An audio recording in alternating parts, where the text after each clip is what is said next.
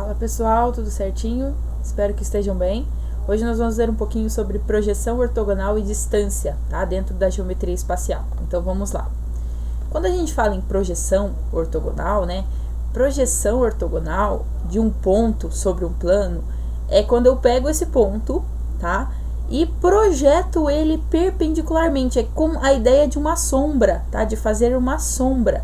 Então, e quando eu tenho quero fazer a projeção de uma figura, por exemplo, é só eu projetar todos os pontos dela no plano, tá? Então, vamos ver um pouquinho melhor sobre isso. Olha só, se eu tenho, né, um segmento aqui, que é um segmento que está inclinado, tá? Ele está inclinado lá no espaço.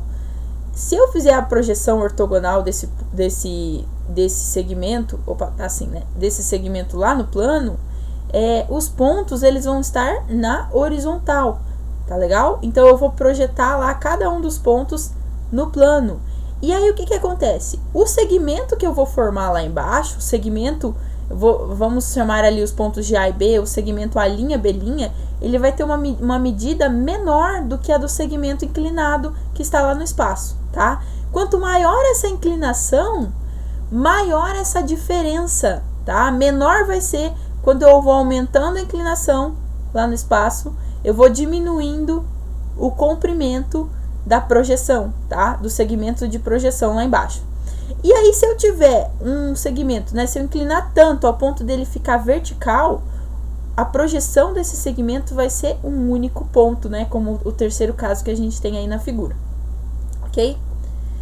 Bom, projeção ortogonal de uma reta sobre um plano, né? Como é que a gente projeta uma reta? Olha só, a projeção ortogonal da reta S sobre o plano π é a reta T.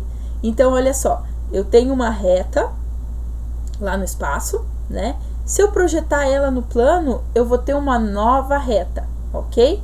Uma nova reta. Então, a reta, como ela é infinita, a gente não tem como definir aí um comprimento para ela e nem para a sua projeção, porque a sua projeção também vai ser infinita, tá ok? Então, no caso da reta, a gente não trabalha com essa ideia da distância. Mas o que a gente tem é o seguinte, né? Se a reta for perpendicular ao plano, a projeção dela vai ser também um único ponto, ok? E falando sobre distância, aqui a gente vai usar basicamente o teorema de Pitágoras, né? Então eu coloquei um exemplo aqui para vocês de um paralelepípedo em que eu tenho essas duas distâncias, Dzinho e Dzão. A Dzinho é a diagonal da base e Dzão é a diagonal do paralelepípedo, certo? E eu tenho as três dimensões, comprimento, largura e altura. Então, se eu quero encontrar o Dzinho aqui, eu posso usar o teorema de Pitágoras nesse triângulo aqui, né? E eu vou obter o seguinte, né? Essa medida aqui é a mesma que essa, então ela vale 2. Essa aqui é a mesma que a de baixo, vale 6. Então, eu vou ter que Dzinho ao quadrado é igual a 2 ao quadrado mais 6 ao quadrado. Desenvolvendo isso aqui, a gente chega, né? E fatorando aqui a raiz de 40, a gente chega aqui. A medida de Dzinho é 2 vezes raiz de 10, tá?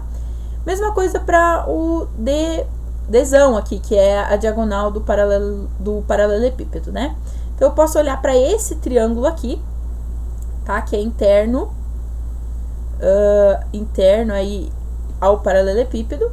E eu tenho o seguinte, né? Dzão vai ser a hipotenusa também, Dzinho vai ser um dos catetos e a altura, que é 3, vai ser o outro cateto. Então, eu vou ter ali Dzão ao quadrado é igual a 2 ao quadrado, que é...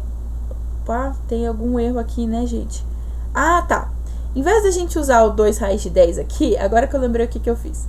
Esse Dzinho ao quadrado, a gente pode substituir por isso, né? 2 ao quadrado mais 6 ao quadrado. A gente se livra da raiz, tá? Substituindo aqui. Mais 3 ao quadrado. E desenvolvendo tudo isso, nós vamos chegar, né, em D ao quadrado igual a 49, portanto, Dzão é igual a 7, ok? Pessoal, então é isso por hoje, tá? Façam as atividades aí, beijos e até a próxima aula.